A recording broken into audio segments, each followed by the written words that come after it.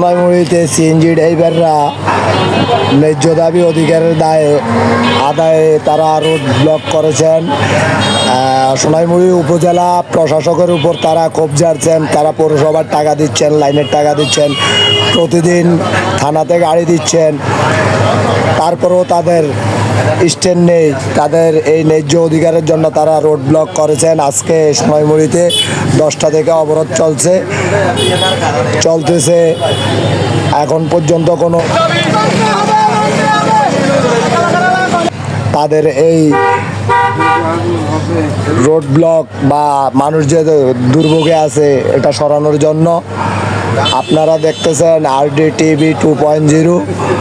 পাশে থাকবেন আপডেট পেতে। ধন্যবাদ সবাইকে।